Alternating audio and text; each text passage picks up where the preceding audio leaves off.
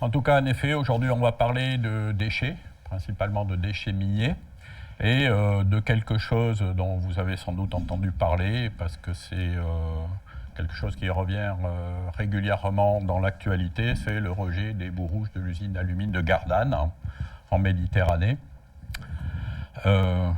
Alors, il faut défiler ici, mon Dieu.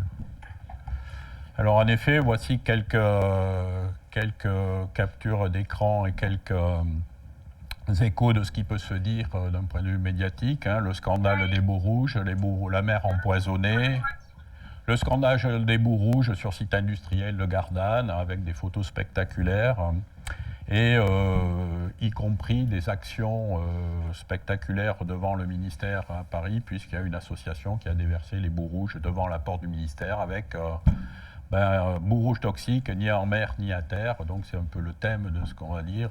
Que faire des déchets miniers avec cet exemple de l'usine de Gardanne. Alors, où se trouve Gardanne? Gardanne, c'est au nord de Marseille, là, quelques dizaines de kilomètres. Et à Gardanne, voilà d'où vient le problème. Ça, c'est une vue de l'usine d'alumine de Gardanne. C'est une vieille usine qui est installée là. Alors, ce que nous vous proposons dans cet exposé, c'est tout d'abord de parler de quelques généralités de l'industrie de l'alumine, décrire les procédés qui permettent de la fabriquer. Que faire des résidus de l'industrie minière, le cas du procédé Bayer, donc de l'alumine, et ensuite une description des études des impacts environnementaux.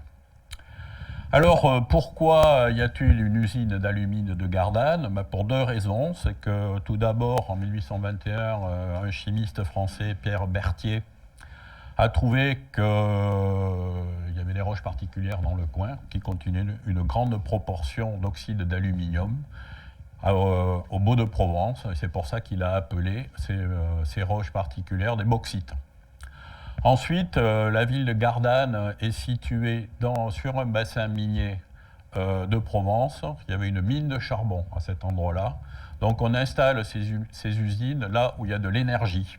Donc l'énergie était tirée du charbon, le minerai venait de bauxite des Baux-de-Provence à 70 km. Donc à la fin du 19e siècle, la première usine qui a utilisé le procédé Bayer pour produire de l'alumine a été installée à cet endroit-là. Voici une photo, en effet, de cette usine à cette époque-là. Donc c'est une affaire qui dure depuis 120 ans, la production d'alumine de Gardanne, avec un grand historique de l'activité industrielle, et donc aussi une grande mémoire de ce qui se passe. Donc, qu'est-ce que c'est le procédé Bayer? Monsieur Bayer, Karl Bayer, qui était un sujet de l'empereur austro-hongrois de l'époque, a mis en évidence le fait que quand on attaquait des bauxites dans de la soude à haute température, l'aluminium passait dans la phase aqueuse et le reste était insoluble. Donc c'est ça qu'on appelle le procédé alcalin, le procédé Bayer. Alors qu'est-ce que c'est une bauxite? Comme M. Berthier à l'époque l'avait vu, c'est une roche qui est en fait une latérite, c'est une phase d'altération de la croûte continentale qui contient beaucoup d'alumine, d'oxyde d'aluminium, grosso modo entre 1/3 et 2/3, et le reste, qui n'est pas valorisable dans le procédé industriel, est constitué principalement d'oxyde de fer et de carbonate avec des minéraux accessoires. Donc voilà ce qu'est le minerai de bauxite. Alors d'où vient la bauxite? Au Beau-de-Provence, la bauxite, il y a bien longtemps qu'il n'y en a plus. Donc la bauxite qui est utilisée à l'usine de Gardanne, elle vient de loin, elle vient de Guinée-Conakry. La Guinée-Conakry, c'est juste en dessous du Sénégal. Donc vous voyez sur ces diapos une pelle mécanique qui charge un camion. Le camion va charger des wagons des trains. Les trains vont jusqu'au port. Jusqu'au port, on charge un bateau qui s'appelle un vraquier. Et le bateau fait 4000 km pour aller à Fos-sur-Mer. Et à Fos-sur-Mer, le bateau est déchargé dans d'autres trains. Et les trains vont à l'usine de Gardanne qui est à 70 km de là. Donc la bauxite vient de loin. Alors si vous regardez ces diapos qui viennent de Google Earth, là, vous voyez que le train, là, sur l'image en bas à droite, il y a une vingtaine de wagons. Donc si on met 50 tonnes par wagon, ça fait 1000 tonnes. Et en effet, pour alimenter l'usine, il y a un train du matin et un train du soir, pour vous donner une idée du volume de matériaux qu'on doit déplacer pour alimenter une usine pareille. Alors, un peu de chimie, là. Un peu de chimie, ça c'est un diagramme de solubilité de l'hydroxyde d'aluminium en fonction du pH. Donc vous voyez, donc le résultat est donné par la courbe, bon c'est un ensemble de courbes, mais c'est la courbe qui donne la teneur en aluminium en fonction du pH. Donc c'est ce qu'on appelle un diagramme ternaire à ion commun, l'ion commun étant l'hydroxyde. Donc là je parle en termes de chimiste, c'est brutal pour tous les autres. Et donc le produit de solubilité qui est écrit en bas implique que si vous augmentez l'hydroxyde, le OH, vous devez diminuer la teneur en aluminium lorsque la solution est à l'équilibre avec le système. Mais vous voyez que dans ce cas-là, à haute concentration d'hydroxyde, vous avez la formation de l'ion aluminate, ALOH4-, qui stabilise la solution aqueuse au détriment du solide. Ça fait que l'aluminium passe en solution dans un excès de l'ion commun qui est l'ion hydroxyde. Donc c'est cette propriété qu'utilise le procédé Bayer, mise en solution de l'aluminium, alors que tout le reste insoluble. Alors comment marche le procédé Bayer? C'est relativement simple. En entrée de l'usine, vous avez de la bauxite et de la soude. Donc c'est la zone en bas à gauche, là où il y a marqué broyage. Vous mélangez le tout, vous chauffez et vous attaquez donc cette bauxite. Et vous passez donc l'aluminium en solution. Donc à droite, vous avez marqué décantation. C'est l'endroit où l'aluminium est séparé des choses non valorisables. Donc l'aluminium se retrouve dans le circuit bleu, tandis que tout ce que vous ne pouvez pas valoriser, qui sont les résidus, donc dont on va longuement parler dans le reste de cet exposé, c'est évacué donc à la poubelle. Et on parlera beaucoup des poubelles. Donc ensuite, vous voyez que le circuit bleu, là, qui est une solution enrichie en aluminium, va passer dans tout un système de précipitation. En fait, l'usine fait très peu de chimie. Elle va utiliser un processus physique en jouant sur la température pour précipiter l'hydroxyde d'aluminium. Et on aurait pu très bien imaginer un procédé où on baisse le pH pour faire précipiter l'alumine, mais ça va faire rentrer dans l'usine d'autres produits chimiques. Là, c'est juste un processus physique. Donc, vous précipitez l'hydroxyde d'aluminium par baisse de la température. Donc, à ce moment-là, vous séparez l'aluminium de la phase aqueuse, l'aluminium sous forme d'hydroxyde d'aluminium.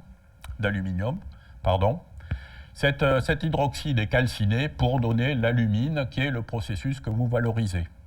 Ensuite, après la dernière filtration, là, qui s'appelle filtration-production, vous avez d'un côté le solide, donc l'hydroxyde d'aluminium puis l'alumine calcinée, et le liquide surnageant est renvoyé dans le circuit, là c'est la flèche bleue qui descend. Ça fait que l'usine consomme relativement peu de soude par rapport à la quantité de bauxite qui est admise là-dedans. Donc voilà, c'est pour ça qu'on parle de cycle de Bayer, fonctionnement, principe de fonctionnement assez simple de l'usine, et bien sûr toujours très compliqué à mettre en œuvre. Alors, quelques chiffres sur l'industrie mondiale de l'alumine, qui est différente de l'industrie de l'aluminium. Donc l'alumine, c'est l'hydroxyde. Il y a 80 usines d'alumine dans le monde, dont 30 en Chine, qui sont à peu près toutes basées sur ce procédé Bayer. Alors qu'il y a environ 180 fonderies d'aluminium, c'est-à-dire les fonderies d'aluminium, on va fabriquer de l'aluminium métallique à partir de l'oxyde d'aluminium. Ça, c'est différent. Alors, il y a deux types d'alumine, suivant leur degré de pureté, c'est-à-dire 95% de la production d'alumine mondiale, c'est l'alumine dite de fonderie, smelter alumina, dont la pureté est inférieure à environ 99,5%. Et les alumines de spécialité, qui sont destinées aux applications technologiques, représentent environ 5% de la production. Et l'usine et la compagnie Alteo, qui possède l'usine de Gardanne, est un des leaders mondiaux de ces alumines de spécialité. C'est ça qui est fabriqué à Gardanne, et vous voyez sur cette photo l'alumine toute blanche derrière, dans des grands hangars. Alors, quelle est la production d'alumine à l'usine de Gardanne? Bon, la capacité maximale de l'usine, c'est environ 600 000 tonnes par an. La production effective, c'est environ un demi-million de tonnes. Et on a vu dans la description de la teneur des bauxites en alumine, enfin en oxyde d'aluminium, qu'il y a environ la moitié des bauxites qui est le composé valorisable, et le reste c'est le déchet. Et en effet, comme l'usine utilise peu de chimie, à part la soute, ben on va retrouver dans les déchets environ la même proportion que la teneur du minerai de départ, c'est-à-dire, grosso modo, la fabrication d'une tonne d'alumine va conduire à la production d'environ entre 1 tonne et 1,5 tonnes de déchets. Alors au niveau mondial, la production mondiale, la production d'alumine ou d'aluminium, je ne sais plus, c'est la deuxième métallurgie après celle du fer, donc ça se compte en millions de tonnes. La production mondiale d'alumine en 2015, c'était 115 millions de tonnes dans le monde, de ces 80 usines. Et donc, c'est la production de ces 115 millions de tonnes d'alumine ont conduit à la production de tous les résidus, c'est-à-dire environ 150 millions de tonnes de boue rouge. Donc, ce sont des chiffres assez vertigineux. Et depuis que l'humanité existe, les hommes ont fabriqué 3,5 milliards de tonnes de boue rouge. Donc, qu'est-ce qu'on en fait, où on les met, etc. C'est ça qu'on va vous décrire en particulier. Alors, d'autres chiffres, ça c'est les chiffres de l'OCDE, qui nous dit que « Together we make tomorrow more beautiful », donc demain tout ira bien. L'OCDE, ils sont très optimistes. Donc, ça ce sont les prévisions de 2010, je ne pense pas que ça change, vu l'inertie du système. L'augmentation de la production d'aluminium dans le monde, c'est un peu plus de 3% par an. Donc en 2025, il est prévu en 2010 que la consommation mondiale d'aluminium serait de 120 millions de tonnes, soit 2,5 fois le niveau de 2006. Donc ça nécessitera environ 600 millions de tonnes de bauxite, qui produiront 230 millions de tonnes d'alumine. Et tout ça, bien sûr, conduira à la production d'environ 300 millions de tonnes de boue rouge par an à partir de maintenant, quoi, grosso modo. Donc ça, ce sont les rapports de l'OCDE et d'autres organismes qui font de la prospective à long terme sur l'évolution de la fourniture de matières premières, entre autres. Alors, vous voyez qu'il y a un petit souci quand même global, des millions de tonnes de résidus de l'industrie minière, le cas du procédé à Bayer, que faire de ces déchets? Alors, si on revient sur l'usine de Gardanne, c'est donc cette usine comme je l'ai dit, un grand historique. Depuis son installation en 1893 jusqu'en 1967, tous les résidus étaient stockés à terre. C'est-à-dire, on les met dans un coin et puis on oublie. À partir de 1967, à l'époque, les gens ont trouvé que finalement, il n'y avait plus de place à terre, donc on va les mettre dans la mer, où il y avait plein de place. Et à partir de 2016, finalement, rejeter toutes ces boues dans la mer, c'était pas terrible, donc il a été rejeté autre chose, c'est-à-dire le résidu a été filtré, donc la partie solide est stockée à terre, la partie liquide, qui était un liquide de pH très élevé, 12,5, a été envoyé toujours dans la mer. Et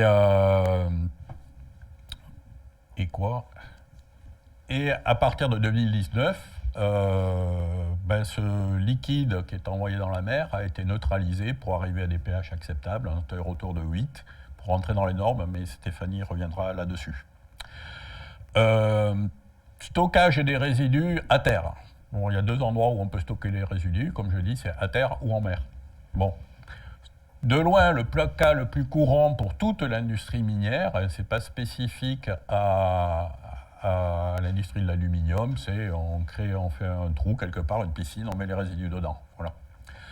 Donc, qu'est-ce qu'une boue? En fait, une boue, c'est un liquide visqueux, hein, quelque chose qui peut être transporté avec des pompes, ce qui est un avantage hein, par rapport à ce qu'on appelle un gâteau. Donc ça, un gâteau, c'est un terme de filtration. Quand vous filtrez quelque chose, hein, quand vous faites du café, par exemple, vous avez un liquide qui coule, et ce qui reste dans le filtrat, ça s'appelle un gâteau.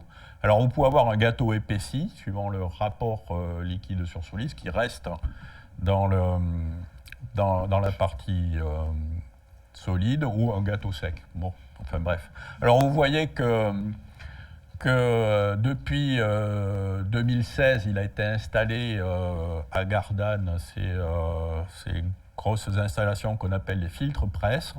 Vous voyez sur la photo, là, ce qui tombe, c'est en effet le gâteau, tandis que le liquide résiduel, lui, est renvoyé dans l'usine. Parce que le liquide résiduel, c'est de la soude qui contient encore de l'aluminium.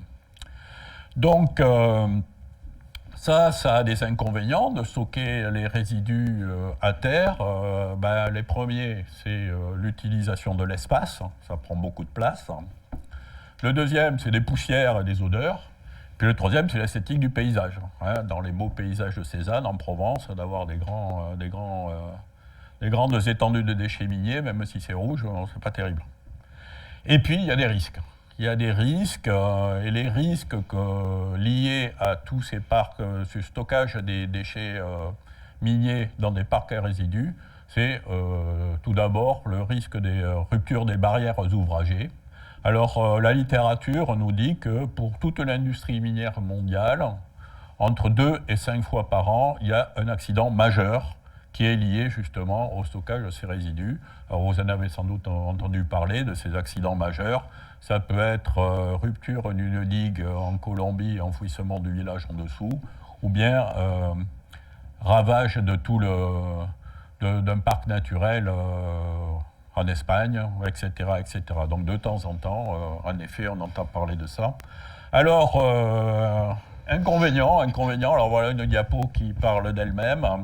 La commune de Bouc-Bélair, Bouc-Bélair l'a bien nommée, est située juste en dessous, à côté de Gardanne. Alors vous voyez, l'usine est à Gardanne, le parc à résidus, c'est le parc de Manche-Gary qui est à côté.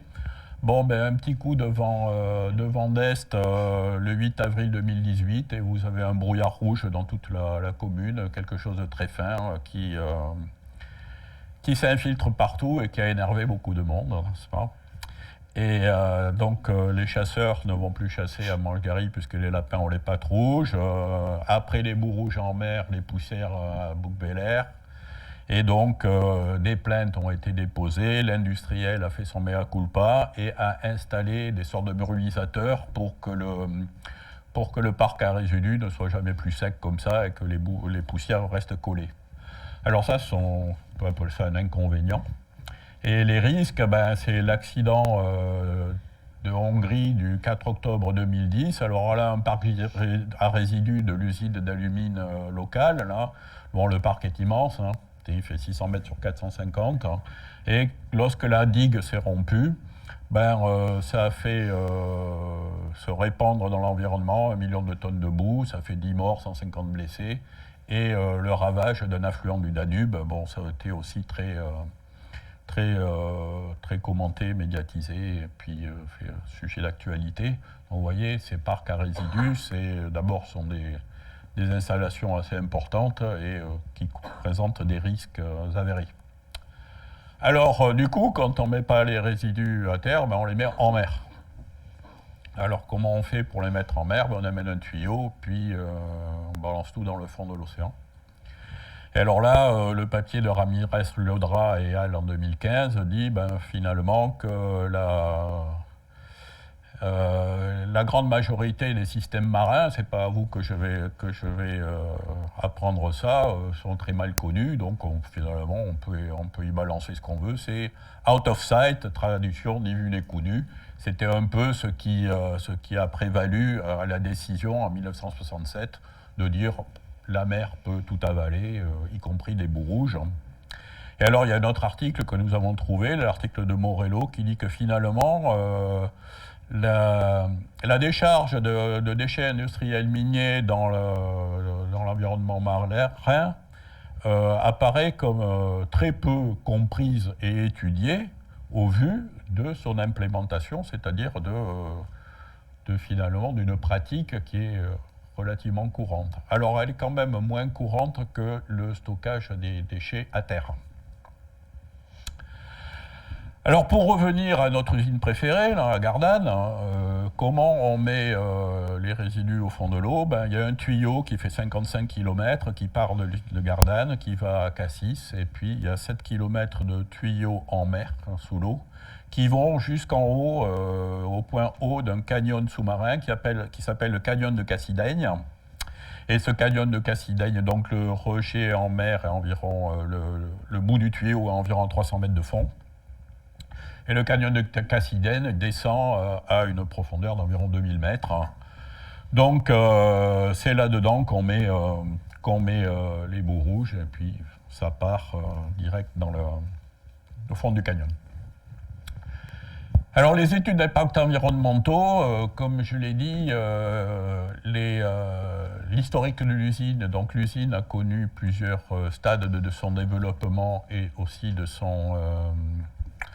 l'histoire de ces rejets, donc jusqu'en 1960 des boues rouges stockées à terre, puis des boues rouges stockées en mer, puis à partir de 2016, stockage des gâteaux à terre, mais d'un effluent à haut pH en mer. En 2019, rejet en mer d'un effluent neutralisé. Alors là, à ce stade-là, il est important...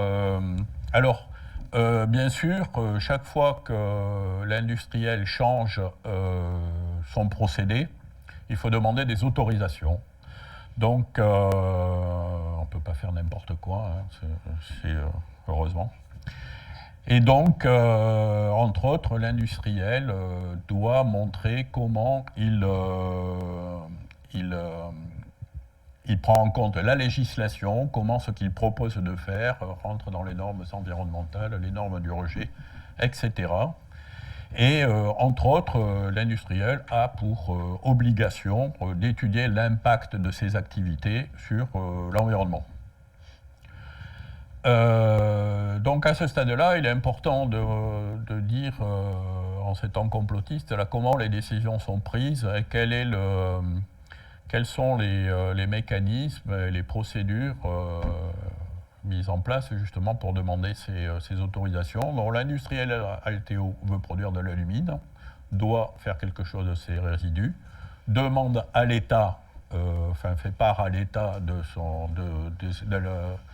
ces installations. L'État étudie avec tous ces services qu'on appelait des DRIR dans le temps, là, des services d'études environnementales, étudie tout ça, ça revient chez Alteo et l'État peut dire, bon, vous étudiez, vous nous dites comment vous allez rentrer dans les normes, etc., etc. Donc Alteo est sommé l'industriel est sommé de mettre en place tout un tas d'études environnementales. Pour ça, il s'est adressé à un bureau d'études qui s'appelle Créocéan, qui lui-même fait déjà pas mal de choses. Et ce bureau d'études lui-même a sous-traité jusqu'à nous ici, au Millau à Marseille ou ici au JET, certaines études spécifiques qui sont plus poussées, ainsi que Alteo et Créocéan peuvent demander toutes les compétences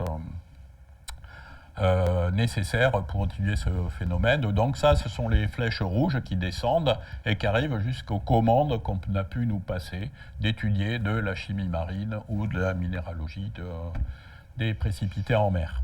Et ensuite, les flèches bleues remontent, nous on rend nos conclusions. Tout ça est mis en forme par Créocéan qui donne ça à Alteo. Alteo fait vérifier tout ce qu'on a fait par d'autres bureaux d'études, entre autres Suez et Veolia, et ça c'est rendu à la préfecture qui délivre les autorisations. Alors dans ce cas des boues rouges de Gardanne, il y a une spécificité, c'est qu'il a été créé un comité de surveillance et d'information sur les rejets en mer, le CIRM.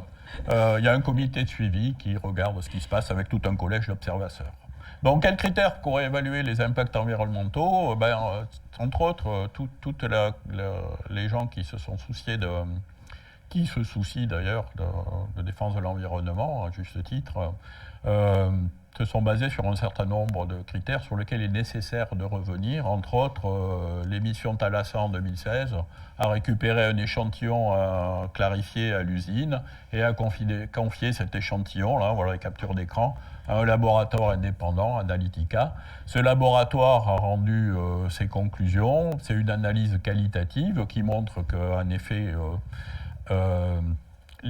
cet effluent contient un certain nombre, Stéphanie détaillera ça, un certain nombre de composés, hein, l'ICP-MS peut tout vous dire.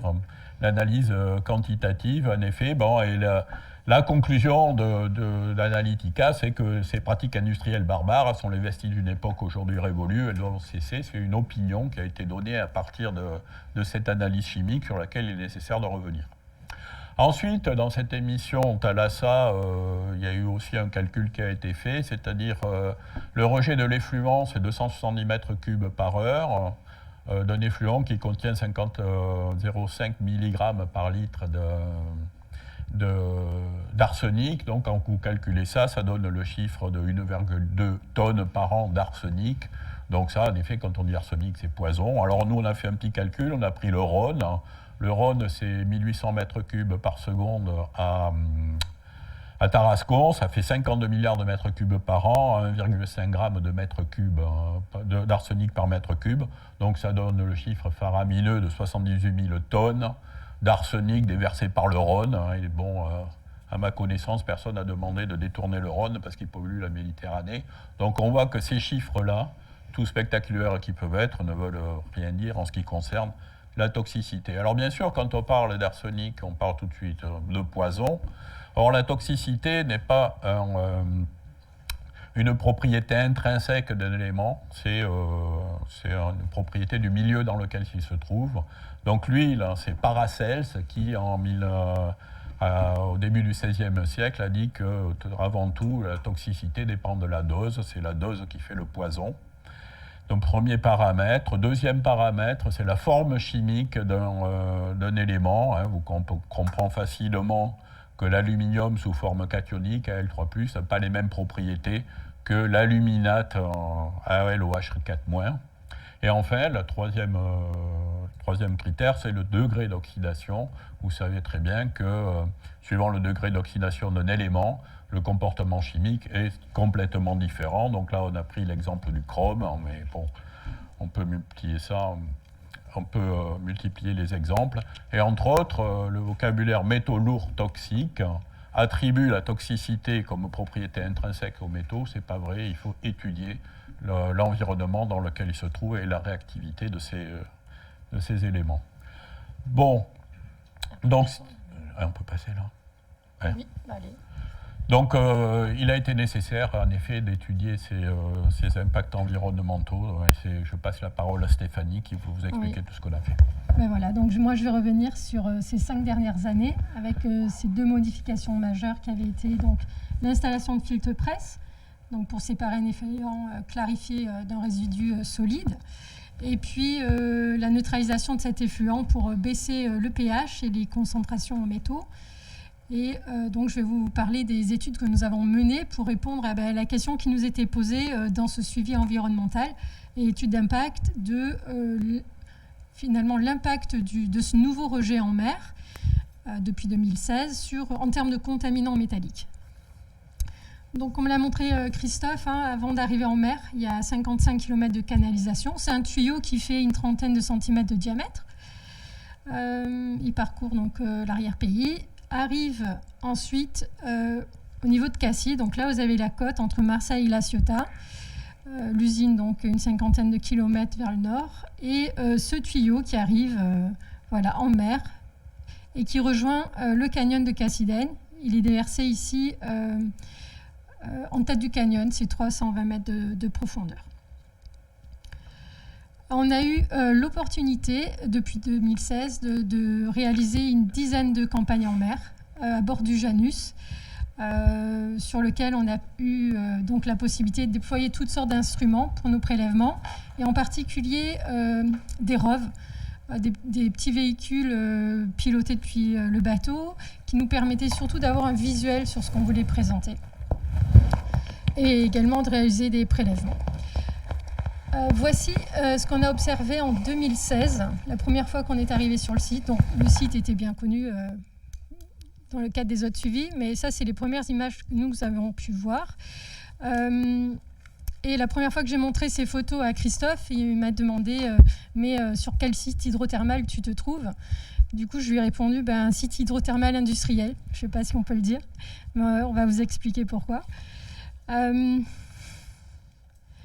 Donc, ça, c'est une image de ce qui se passe, une photo de ce qui se passe en mer, prise par le ROV. Il faut imaginer, donc, il y a le tuyau, un effluent qui arrive depuis l'usine, la sortie du tuyau est un petit peu ensevelie par du sédiment et des boues rouges historiques.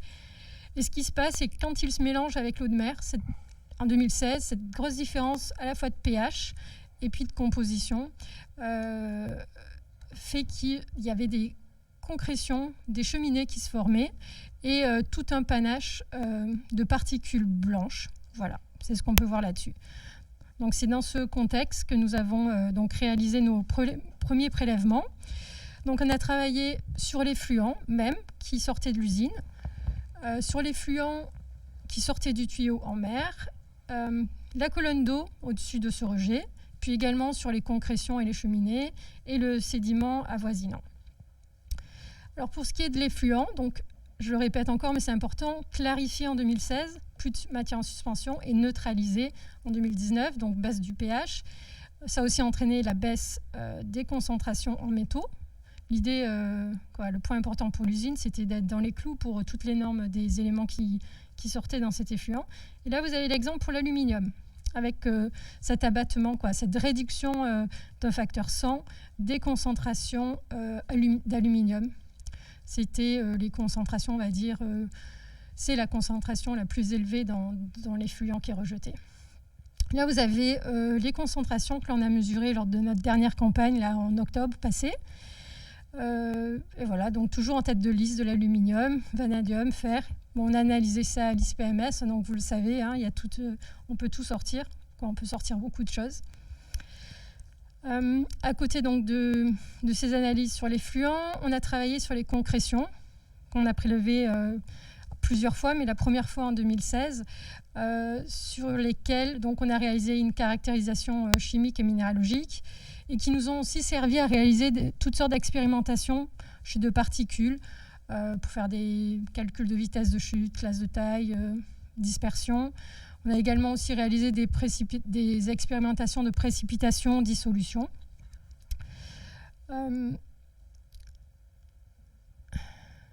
Donc, qu'est-ce qu'on a pu observer? On a pu découvrir qu'il s'agissait d'hydrotalcite. Ces concrétions sont de l'hydrotalcite, principalement MgALOH, sont des hydroxydes double amélaires, ce qui fait que ils ont une structure en feuillet. Et cette structure en feuillet fait qu'ils vont pouvoir incorporer des métaux. Ce qui nous intéresse un petit peu, c'est de savoir ce qu'il y a dans ces particules qui se forment lorsque l'effluent se mélange avec l'eau de mer.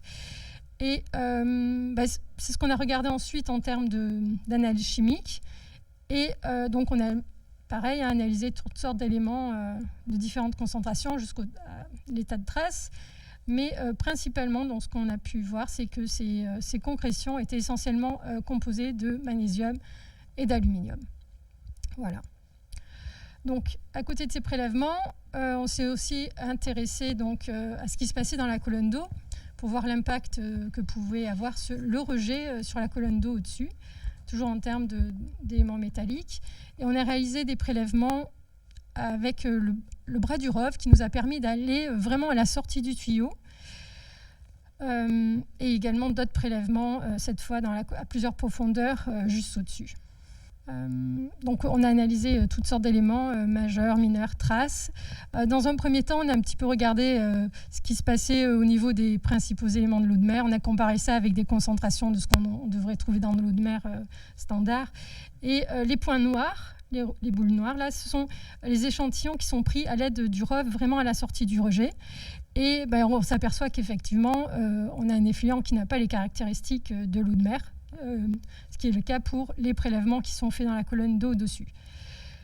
Donc voilà 2 exemples pour ce qui est de l'arsenic et de vanadium qui sont souvent mis en avant comme les principaux, à côté de l'aluminium évidemment, des éléments qu'on retrouve dans l'effluent qui est déversé.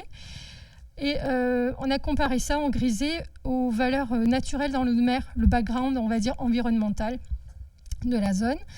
Ce qu'on s'aperçoit, c'est que lorsqu'on prélève vraiment à la sortie de l'effluent, on a des concentrations plus élevées que dans l'eau de mer, mais que ces concentrations diminuent très vite, dès 10 mètres au-dessus du rejet. Et on retrouve, on n'a pas de concentration ensuite anormalement élevée dans la colonne d'eau au droit même du rejet. Voilà. Je voudrais revenir sur cette évolution en 2016 et 2019. Donc 2016, fort pH, forte concentration en métaux, formation d'hydrothalcite. 2019, abaissement du pH, moins de métaux. On n'a plus les conditions requises pour former de l'hydrothalcite. Ce qu'il faut avoir en tête, c'est que cette hydrothalcite n'est pas, par ailleurs pas stable dans l'eau de mer. Et donc se pose la question de ce qu'elles vont pouvoir relarguer lorsqu'elles vont se dissoudre. Concernant le fait que l'hydrothalcite n'est pas stable dans l'eau de mer, on n'a par ailleurs pas trouvé de traces d'hydrothalcite dans les sédiments avoisinant le rejet, et cela dès 70 mètres au-delà de l'émissaire. Je voulais aborder la question de l'extension des boues et faire référence à un papier de 2010 qui, sur base d'un traçage d'anomalies en titane et en vanadium dans la boue, avait estimé que les boues s'étendraient jusqu'à 60 km de l'émissaire. Donc une autre question qui a été mise en avant dans ce papier, c'était la question donc, du relargage des métaux par ces boues. Et ce que nous avons fait, nous, sur les sédiments, c'est qu'il y a plusieurs points fixes de prélèvement. Donc, on a mesuré les métaux dans le sédiment, l'eau interstitielle et les eaux surnageantes. Et pour la plupart des éléments, en fait, l'ensemble des éléments, on n'a pas mis en évidence, on n'a pas observé le flux limité en fait, par le sédiment. Les boues rouges n'étaient pas évidents. Une autre question qui est souvent mise en avant, c'est celle de la contamination des poissons possibles par le sédiment ou par le rejet de l'effluent. Et que ce soit les travaux donc, ces travaux de 2019 ou ceux de Créocéan, c'est que, mis à part pour certaines espèces de l'aluminium, il n'y a pas eu de mise en évidence de contamination en titane, vanadium ou autre. Voilà, il n'y a pas d'évidence non plus que les poissons de cette zone soient plus contaminés que les poissons de la zone, des zones à côté. Et d'autant plus, vous voulez rappeler que cette zone est soumise aux influences du Rhône, tout le complexe pétrochimique de Fos, les émissaires de Marseille, ceux du reste de la côte, le port militaire de Toulon. Donc, de nombreuses sources possibles. J'ai fait vite, très bien. J'en ai terminé. Peut-être que Christophe, du coup, tu vas... D'accord. Ça doit marcher, ça. Ouais. Oui, alors et maintenant, que va-t-il se passer? Il y a eu un événement, quelque chose d'important, c'est que fin 2019, l'usine Alteo a été vendue. Elle a été vendue à un consortium guinéen, donc Guinée-Conakry. Et ce consortium a pour projet de réorienter la production. Donc, il n'y aura plus de traitement des bauxites à Gardanne, mais par contre, l'usine de Gardanne sera utilisée pour raffiner de l'alumine qui sera importée d'ailleurs. Donc là, j'ai écrit, nous avons écrit « Finer le rouge, place au blanc hein, », c'est pas parce que c'est l'heure de l'apéro, mais c'est... Alors, vous voyez, par exemple, dans un journal comme 20 minutes, là, il est écrit dans le projet du MS, Alteo n'importerait plus que de la poudre d'alumine qu'il raffinerait sur place, s'épargnant ainsi de devoir stocker les résidus de bauxite sur le site de Gardanne, et par la même occasion, les polémiques et des efforts pour se mettre en conformité avec des normes locales exigeantes sur le plan environnemental. Donc c'est dit très directement hein, dans un grand journal. Donc en fait, que va-t-il se passer? Donc ça ne marche plus. Mais si. Voilà, donc on voit en effet qu'en Provence, ben, la situation s'est à peu près améliorée, hein. Des boues rouges, ben, il n'y en aura ni en mer ni à terre, mais si la situation s'est améliorée en Provence, ce n'est pas le cas exactement en Guinée, puisque le problème va être transporté là-bas si les Guinéens arrivent à installer une usine de production d'alumine directement sur les gisements d'alumine. Bon, on se pose bien sûr le problème de l'énergie. Hein, comme je l'ai dit, on installe ces usines dans des endroits où il y a de l'énergie. Alors, vous voyez que c'est un sujet d'actualité, puisqu'il y a eu un coup d'État en Guinée il y a quelque temps, qui a joué sur les cours de l'aluminium, et qu'en effet, on parle de la malédiction de la bauxite en Guinée, le boom de la bauxite menace les droits des populations, etc. Donc le problème est maintenant transféré, on va dire, de la Provence ailleurs. Donc si on veut répondre à la question que faire des déchets miniers, rejets ni à terre ni en mer, ben alors où? Voilà, c'est le mot de la fin. Nous vous remercions pour votre attention.